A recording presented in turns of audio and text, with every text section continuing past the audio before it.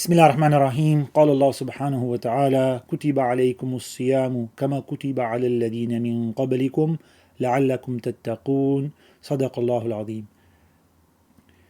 O you who believe, fasting has been made obligatory upon you, just as it was made obligatory upon those before you, so that you may attain taqwa. لعلكم تتقون, that you may become actively God conscious, aware of Allah subhanahu wa ta'ala, know what is right and what is wrong, and avoid the prohibitions and do the obligations and duties we have. As an explanation of being God conscious is not simply what is God consciousness, you would ask after hearing those words. And alhamdulillah, we need to make the most of the month of Ramadan.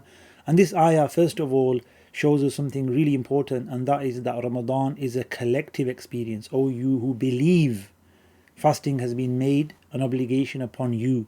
And if we look at all the pillars of Islam, we see that there is a collective element to them. The prayer in congregation, zakat is about helping others and sharing your wealth. Fasting is a communal time where we share the month of Ramadan with others. And of course, Hajj, when you make the pilgrimage and you go and you be with other people from all parts of the world and you come together to worship Allah subhanahu wa ta'ala at a very equal level, equal platform. Nobody is better than another. The same simple clothes, the same rights of Hajj, the same duties. Alhamdulillah, there's many lessons in the various acts of worship that we have been commanded to perform by Allah subhanahu wa ta'ala. And fasting is also a communal experience. Also, we see that fasting is not something new.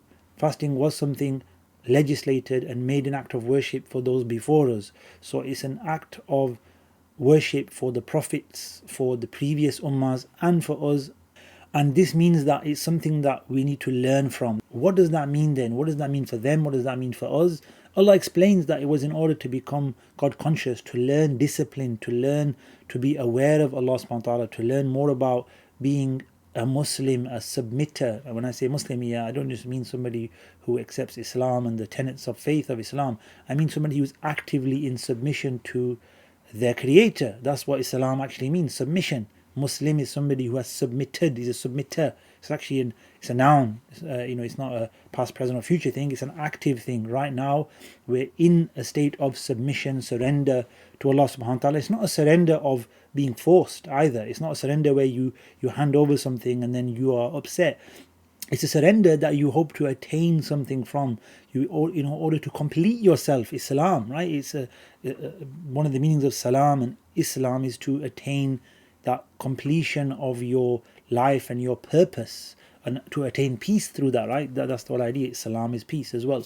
But there's a completeness that we seek as Muslims, to complete myself. We need family, we need certain relationships.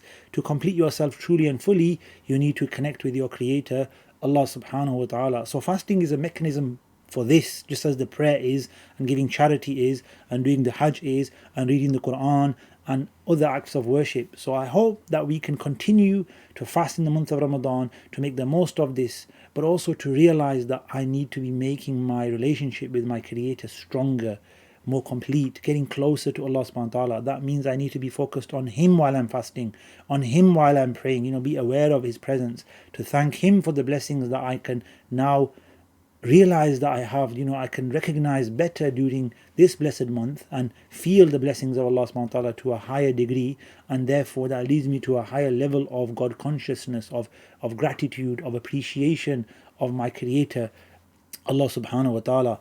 I hope that we can lift our spirits and our souls and become closer to Allah subhanahu wa ta'ala in what remains of Ramadan. Barakallahu feekum. Wassalamu alaikum wa rahmatullahi wa barakatuh.